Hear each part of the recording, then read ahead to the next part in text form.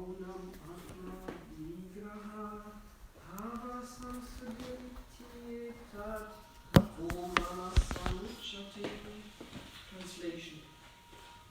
And satisfaction, simplicity, gravity, self-control, and purification of one's existence are the austerities of the mind. Purport. To make the mind austere, it is to detach it from sense gratification. It should be so trained that it can be always thinking of doing good for others. The best training of the mind is gravity in thought. One should not deviate from Krishna consciousness and must always avoid sense gratification. To purify one's nature is to become Krishna conscious. Satisfaction of the mind can be obtained only by talking the mind away from thoughts of sense enjoyment. The more we think of sense enjoyment, the more the mind becomes dissatisfied. In the present age, we are unnecessarily engaged the mind in so many different ways for sense gratification, and so there is no possibility of the mind's becoming satisfied. The best course is to divert the mind to the Vedic literature, which is full of satisfying stories, as in the Puranas and in the Mahabharata. One can take advantage of this knowledge and thus become purified. The mind should be devoid of duplicity, and one should think of the welfare of all. Silence means that one is always thinking of self-realization. The person in Krishna consciousness observes perfect silence in this sense. Control of the mind means detaching the mind from sense enjoyment. One should be straightforward in his dealings and thereby purify his existence. All these qualities together constitute austerity in mental activities. So there are so many things to discuss here, and we can dedicate this week to this. And I would like you to prepare for the next, for Wednesday, something that you find in the Bhagavad Gita related to thinking and to the mind in other verses and other purports, something that especially is relevant to you, something that you find important, something that you would like to share with others, and something that you are maybe already using or you would like to use. So then we can have a more interactive discussion. And of course today we can also have interactive discussion and discuss this verse and purport, and there are so many points inside that Srila Prabhupada has given, practical points that we can try to apply. So it's interesting that the verse starts with Mana Prasada Somyatvam.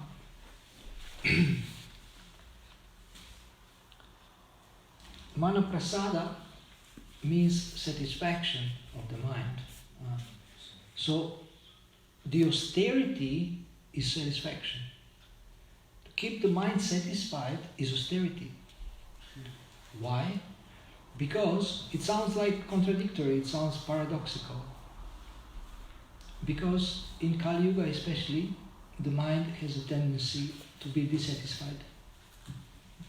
And the mind of the conditioned soul,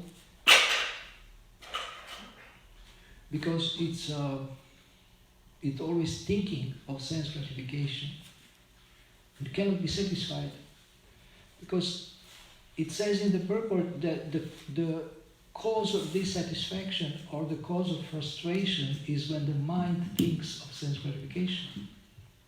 And there is so many distractions, so many objects of sense objects created by the modern consumer society, that when you go shopping or when you go in the city in the streets of the great cities, then you can find so many windows, of shop windows, and if you go to the supermarket, you can find so many products that you can buy, and you don't know what to buy. And sometimes you went you go to a shop and you cannot buy anything because it all has some ingredients that you cannot offer to Krishna. There are so many things, but you cannot buy them. You cannot offer them.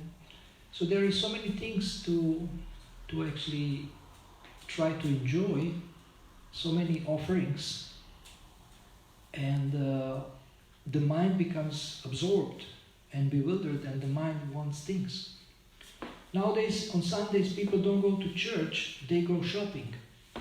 They go to the shopping mall, and they have fun with their kids, and they play, and they go to a little restaurant,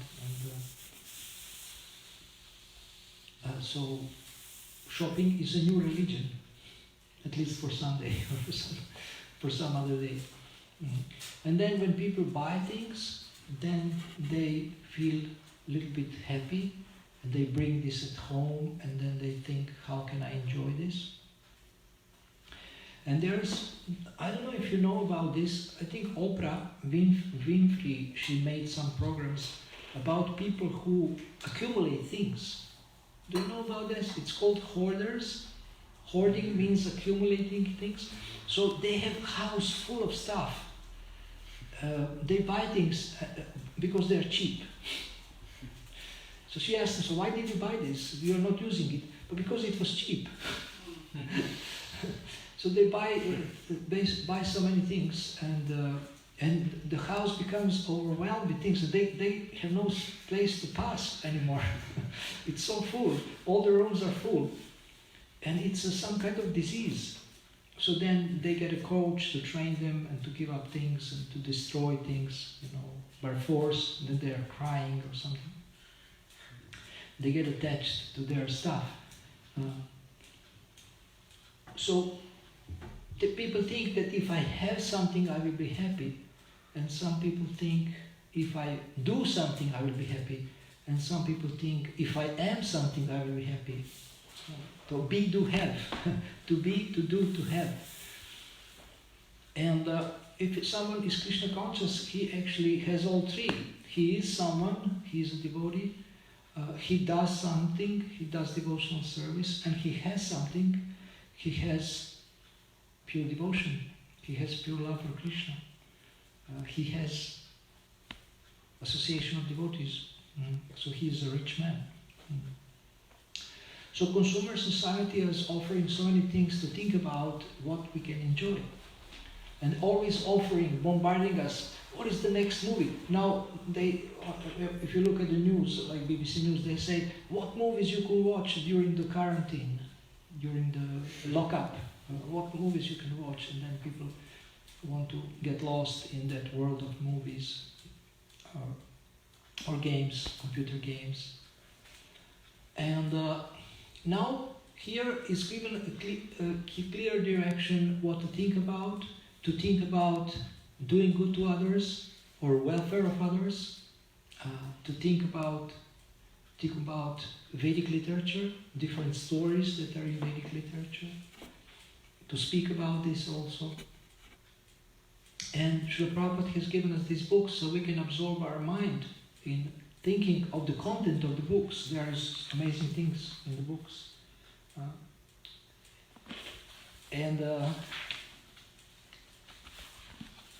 So another simplicity, if you think in a way to simplify things, then that can make mind peaceful. And this is austerity, to simplify things. The mind always tries to complicate things. Gravity, seriousness, also. To be serious about self-realization. So self-control means when the mind tries to wander away, then you keep it under control. Acharyas address the mind with, like Raghunath Das Goswami and Bhaktivinoda Thakur address the mind with my dear mind, and then they preach to the mind. So you can sometimes try to develop this inner dialogue, how you talk to yourself, self-talk. You can have a positive self-talk or a spiritual self-talk. And occasionally you can observe how you think. You can observe how you think. So during the day, a few times, you can actually stop and observe how you think, observe your thoughts, and see, okay, what I'm thinking about. I'm thinking about my future, I'm thinking about the epidemics, I'm thinking about death, I'm thinking about Krishna, I'm thinking about Krishna's pastimes, I'm thinking about the next service I have to do, I'm thinking about my future, I don't know what will be my future, I had so many plans, now I don't know what will be with these changes on the planet Earth. So you can actually, because you are not the mind, you can actually observe how the mind thinks. You can observe also what you are feeling, so you become conscious of what you're feeling, and you can also observe your desires. These the three functions of the mind: thinking, feeling, and willing. These are three functions of the mind, and there is two functions of the mind: sankalpa and vilkalpa, accepting and rejecting. So when the mind is under the control of the senses, the mind accepts whatever senses suggest. When the senses are under the control of the mind, then senses cannot dictate to the mind what to accept and what to reject. But the mind is above the senses. Bhagavad Gita says that the mind is above the senses.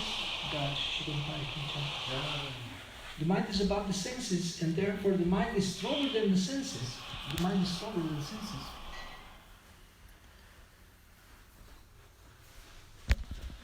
So, therefore the mind can dictate. The mind can dictate. And if intelligence is strong, also, intelligence also can guide the senses and the mind. So therefore, by reading Vedic literature, by reading Srila Prabhupada's books, we actually develop spiritual mind and spiritual thinking. We already have spiritual mind, but this mind is now covered, and spiritual mind can be awakened and reactivated by the process of chanting the holy names of the Lord and studying the Vedic literature and reading the Vedic literature. And you can also read aloud when you have a chance. You can read aloud. It's very powerful. It's much more powerful than just reading within the mind. But reading aloud, vibrating, this transcendental sound vibration. Purification of one's existence.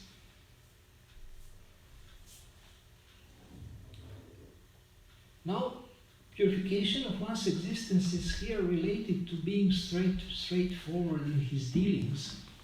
But how can you be straightforward in your dealings if you are not straightforward with others, if you are not straightforward in your dealings with yourself or with your mind? So you have to become straightforward in your dealings with your mind first. So you have to be true to your values, as we spoke several times, being true to your values. First of all, you have to define what are the principles and values by which you want to live. What are you following? And then stick to it, be true to it, be straightforward with yourself, direct, open, honest, and then you can be direct, open, and honest with others. We are all very enthusiastic to tell others what is wrong with them and to correct others, but actually we are not so enthusiastic to correct ourselves or to be corrected by others. This is how conditioned souls think. Liberated souls, they are enthusiastic to be corrected and not to correct others. Vaisheshika Prabhu has given like a historical statement. He says, I was born to be corrected. This is beautiful, but actually it's true. We are born to be trained. Trained means we are corrected. Trained or retrained. So we have been born to learn how to serve God, how to serve Krishna, and how to serve devotees. So this is very important, straightforward in his dealings. Recently I had a conversation with one devotee coach about integrity, and she said she will write an article about it, so I will share it with you when it should be ready by 25th of April. I will share it with you when it's ready. I asked her some questions about integrity because she has experience with coaching and working with herself on her spiritual life for 20, 30 years. So integrity is so important. Integrity means you walk your talk, you between what you think, what you say and what you do, there is no difference. That's integrity. So be integrated with principles also, being principle-centered. So here we have this principle of straightforwardness. And so what is mean to make the mind austere? It means to detach it from sense gratification. To stop the mind thinking about, especially about sinful sense gratification. And now, all these austerities that are mentioned, actually after some time, they become pleasure. They are not austerities anymore. If you practice austerity of speech, as it is described in the previous verse, after some time this becomes a pleasure to speak in this way, truthfully, pleasantly, not agitating others, reciting Vedic literature. It's not austerity anymore. So these austerities and yagyas that we do, like Sankirtan yagya, is called sacrifice. But at the same time, what kind of sacrifice is this? It's this great pleasure to dance and chant. It's a great pleasure. So this is one point about so-called austerity. It's called austerity, but actually after some time it becomes joy and pleasure. How can be satisfaction of the mind? How can satisfaction of the mind be attained? By taking it away from sense gratification. But you cannot just take it away from sense gratification and think about nothing. It's not possible. You have to think about something, so that means you have to have a positive engagement for the mind. Positive engagement. So we can choose. Do you know that you can choose what you think, that you can choose what you feel, and you can choose what you desire? You can choose how you feel and choose what you desire. Did you know that? Well, you can practice actually choosing what you think. When the mind starts to think about something and you don't like, you can say, no, I don't want to think about it. I want to think about something else. Is it working? If I say something, I don't want to think about it. But still the ideas comes. Yeah. Mind is going, always pulling to in that direction. I tried many times. I don't want to think, but still somehow it will wait for the time exactly.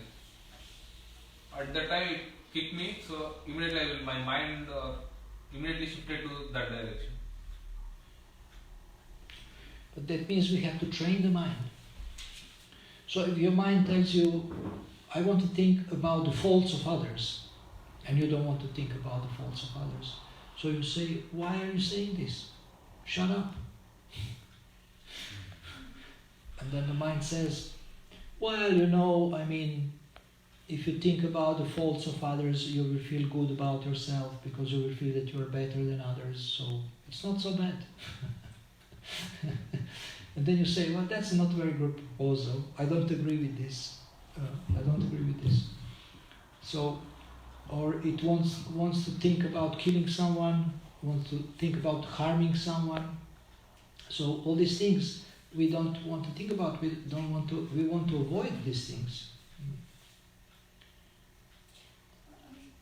Yes? May I ask? Yes. So as far as I know, for example, if we have energy, we take something, energy firstly develops here inside, we don't know, and then later it comes outside, we have leaves or something like that. And so how to hold the emotion comes, and then after the emotion comes this, how to say, thought or reaction or speaking, what is much more worse.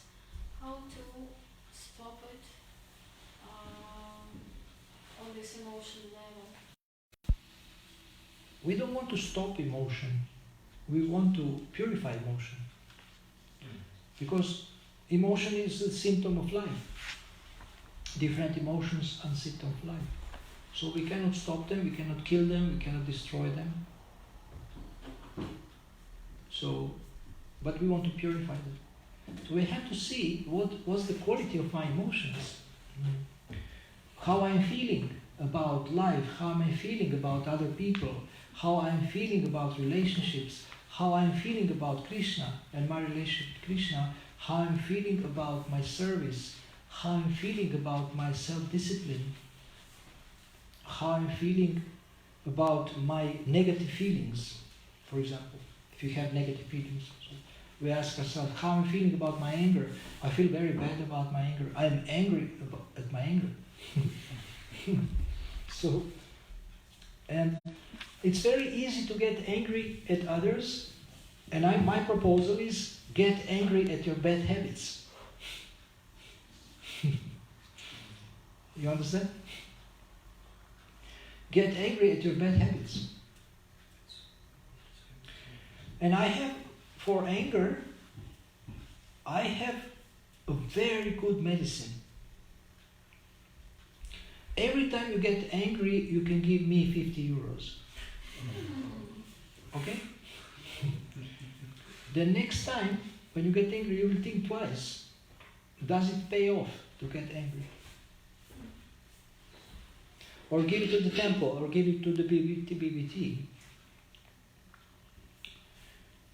If you really want to overcome anger, then you can start paying, and you can see if it helps you. It's a very simple technique, but it works. You can save a lot of money. You should prepare many 5 euros. How much? You should prepare 5 euros, yes? Not 5, 50. 50? 50 euros. 5 euros is nothing. You can easily get angry, pay 5 euros. That's nothing. But 50 euros is something to scratch your head about a little bit. Or 50. So, yeah, every time you get angry, you can give me 50 euros and I can engage them in Krishna service. Just like I posted on Facebook that if anybody has an extra mobile phone, I can happily engage it in Krishna service. And I got this iPhone, one devotee sent me iPhone. And this other similar like this, another phone I also got in a similar fundraising campaign.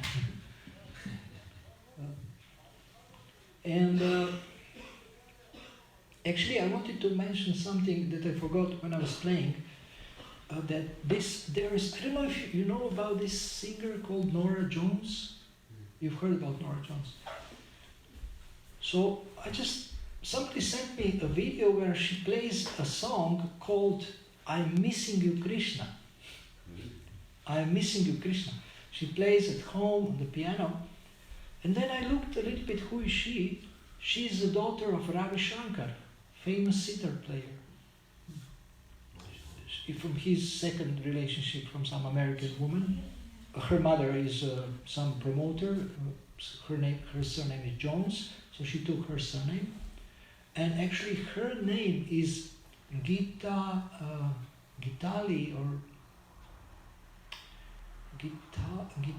Shankar. But then she changed her name to American name and became a very famous, 50 million records. 9 Grammy Awards. You know Grammy Awards? This is like for high achievement in music. And I think 2 days ago there was her father's 100th birthday. He has died, but he would be alive. And she made this song because he made actually this song about Krishna. And she was singing, I'm Missing You Krishna. So I have shared it with on my Facebook. I have shared it, and I don't know. I didn't share some of you. I shared this GodCon virus. You have seen GodCon virus, no? GodCon virus. No, God consciousness. I sent it to some of the devotees from here. God consciousness virus. It's maybe 20-minute. Breaking news that devotees created. So it looks like original news. how new virus is spreading around the earth. It's called GodCon virus.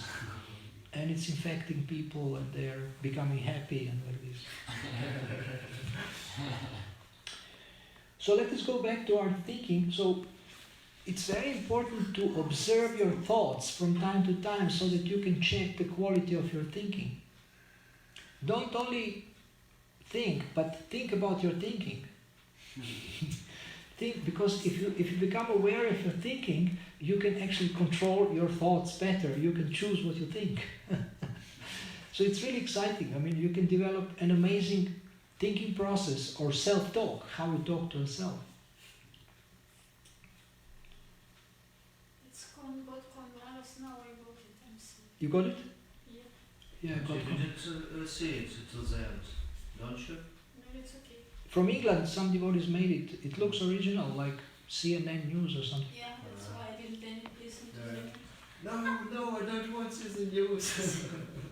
Now, Shastra is actually an amazing resource or source of knowledge about psychology, because there is so much about the mind, and we can develop an amazing body of knowledge, like huge, like encyclopedia, how to deal with the mind, how to think, how to feel, how to desire.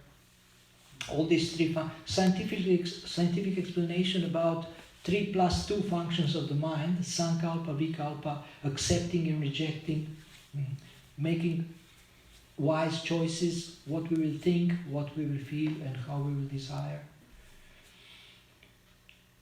So you can feel bad about something, but you can also change the way you feel. You may tell me, I feel bad about my mistakes. Okay, everybody feels bad about their mistakes. But now you can change the way you think about them, and you can change the way you see them. You can see, okay, I needed to make these mistakes to learn what doesn't work or what is not good. And then you see, wow, my mistakes become the source of my power, my mistakes become the source of my knowledge, my mistakes become the source of my wisdom, and my mistakes were so helpful in my life, because I learned what doesn't work. Therefore, some experts recommend fail forward fast. Don't be afraid to fail, because failure, Srila Prabhupada says, is a pillar of success. Failure is a pillar. Don't be afraid to make mistakes.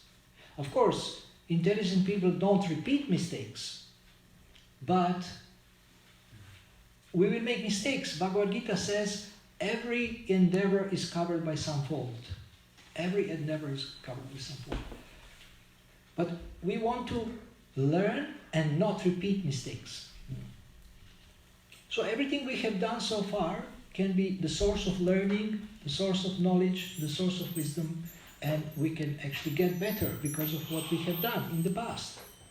So you don't have to feel so bad about it. Of course, if you have killed somebody, it's really bit difficult not to feel bad about it. If you are conscientious, if you are like a good-hearted person, so you can feel bad about it. You feel bad about it, but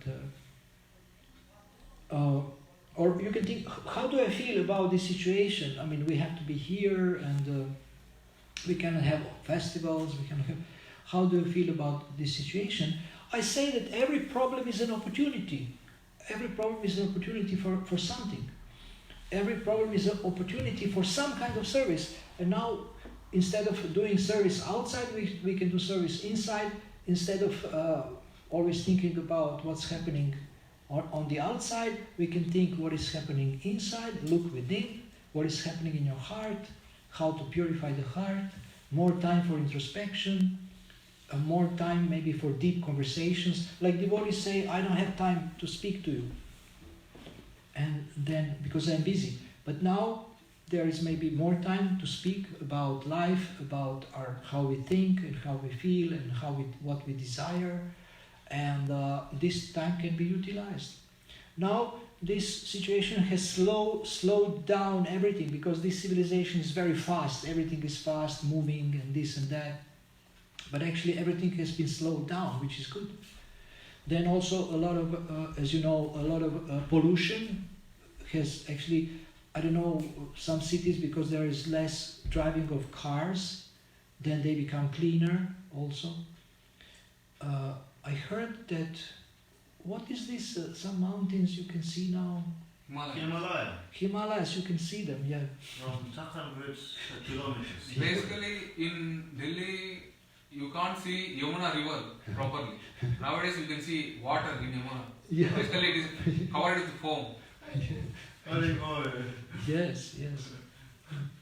So every problem is an opportunity for something. And every problem is an opportunity for service. Other people's problems are opportunities for our service. We should not think, oh, they have problems, it's, now I feel bad also because they have problems, they're suffering, and so now we are all going to die. No, you have a problem, great, let me help you. And then, and how can I help you? I help you that you help yourself. If I help you, then you become dependent on me, you always come to me, oh please help me, 1,000 times. But I say, okay, I will help you so that you are able to help yourself. And I will help you how to think about problems, so you can help yourself. So, I can give you a couple of ways of thinking. If you come to me and say, oh, Akrura, can you help me with this problem? So, today I had a session and the topic was teamwork, how to actually inspire a team. And lo and behold, you know that expression? Lo and behold? Lo and behold, I'm also not sure what it means. But it means like something like my God. Anyway, so what I do when devotees come with something and they ask me for help or ask me for advice, I ask them, and did you think about this? And they say, yes, but I didn't come up with any solutions. I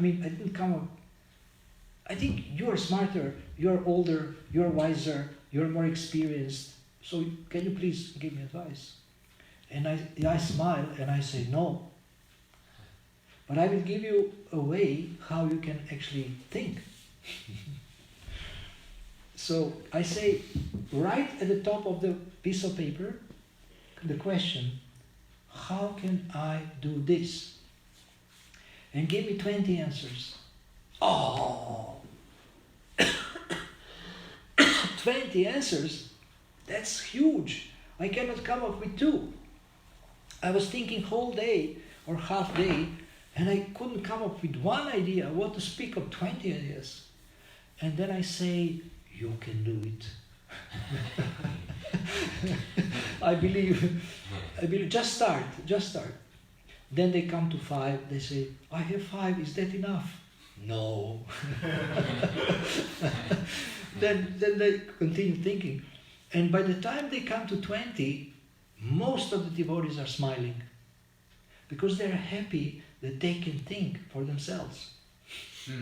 So I just help them to think. I don't give them solution. And when they get solutions from themselves, from their own intelligence, they are more happy than if they get solution from me. And then they also train themselves to think without me. Now they think when I'm here because I said write down and think. But when I'm not here, if they do this exercise 10 times, then they will be able to do it anytime without me also. So they become independent of me. So to help people how to think is actually very important service. Yes? Can we say that we're learning how to react on the problem? The reaction. Yes. Because reaction is thinking, it's a bit... Okay, we will speak about this also, about reactions. We will speak. Between stimulus and response, there is a space. And in that space lies our freedom to choose our response. Between what is happening to us and our reaction, there is a space. And in that space lies our freedom to choose how we react. And based on these reactions, we will get results. If you see a picture, you will actually remember this more easily. The graphic expression, description of this, like stimulus response. What happens and our reaction to this. So this is also related to how we think. If something happens, you can panic and say, "Wow, this is happening. What should I do?" Or I don't know. I'm stuck. I don't know what to do. But you can actually think very calmly. I have one book called Crunch Point. Crunch Point means crisis. So this book says that every now and then there is a big crisis in our life. There is a lot of problems. You can lose your job, you can lose your family, you can have problems with your family, you can have so many problems. And this is normal part of life. And now when problems come, because we don't have so many problems, we get very much shocked because we are not accustomed to problems. But actually problems are normal part of life. Why? Because we are learning that we don't belong to this world and that we should look for some solutions and that we should also be strong enough not to actually become weak because of the problems. Because problems are not meant to make us weak. Problems are meant to make us stronger. Problems are meant to make us stronger and to help us learn something when we face a problem. So if you think like this, okay, I have a problem, what can I learn from this and how can I get stronger through this problem or because of this problem? And of course, we can always ask ourselves, where can I learn how to solve this problem? Or from whom can I learn? Whom can I ask? So you go to Google and you write something, you find some ideas, or you phone a friend who knows everything. Now, there are so many aspects of thinking, and I will finish soon, but tomorrow we will speak about independent thinking. Independent thinking. That's very important, to learn to think for yourself, not to just be brainwashed or something. Prabhupada mentions this in one letter. Srila Prabhupada mentions this in one letter to Karandara in 1972, that he mentions about independent thinking. He wants devotees to think independently. This doesn't mean become independent of the authority, independent of the Vedic knowledge. No, it means to think for yourself, to use your intelligence, how to advance better, how to do better service. And we can speak about this tomorrow. I will read you the quote. Today we didn't speak about this, but tomorrow we will speak about this. There is so many, when you start observing your thinking, you can find so many ways. Like there is also limiting beliefs. So you believe something that actually completely limits your thinking and limits your action. I believe this cannot be done. How do you know? Why not? Oh, well, because of this and this and that. Are you convinced that because of these 3 reasons this cannot be done? Are you sure? I'm not sure. Yes, you're not sure. So you're not thinking very deeply. So one of the main problems in life is shallow thinking. Shallow thinking, you understand? Opposite of deep thinking. And when you stop and think deeply about anything, you can always come to a better conclusion, better understand it. So if you start to observe your thinking, you will actually become capable of improving your thinking. And your thinking can be more intelligent, can be deeper, can be full of wisdom, spiritual perception, it can be more spiritual.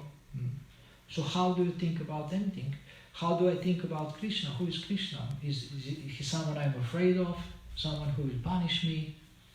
Or he is someone I love or I want to love? How do I think about devotees? How do I think about food? How do I think about anything? You can observe, you can ask yourself. And the most powerful tool for thinking is actually questions. Powerful first-class questions. Today one devotee asked me to send him books on questions. So I sent him the whole folder I sent him the whole folder, which full of books about questions, how to use questions. And in our tradition, actually, inquiry is so important. Jigyasa, inquiry, Vedic inquiry. Now, yesterday, my friend, he started a Facebook group called Vedic Inquiry. Vedic Inquiry. And there we discuss different important issues like child protection and women as gurus and different issues that are a little bit controversial. We started discussing child protection now and also domestic violence in ISKCON. So in ISKCON there is also domestic violence. You didn't know that? Like a husband beating a wife. Yeah, there is such things. I mean, 2 days ago I got somebody telling me about this. So we have to stop. We have to work to protect devotees, to protect women and children and anybody who is like weak.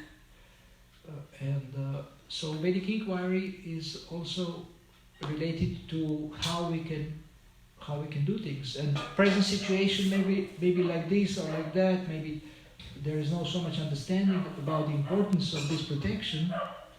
But actually we still have to do something about it. We still have to do something about it.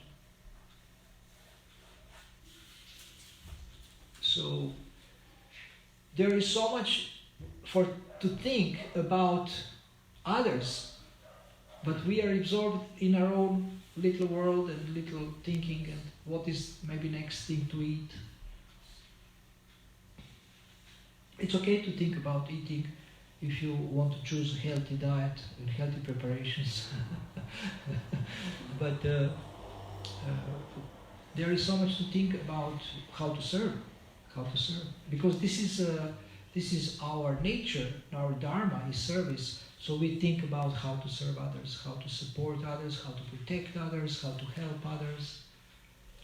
But first you have to help yourself and take care of yourself. So both things go parallel lines. Save yourself and save others at the same time, as much as you can. So thank you very much. Do you have any questions? Yes, I have a question. Yes. So, that is control of the mind and all the things. I found it very, very useful. But the more we can go into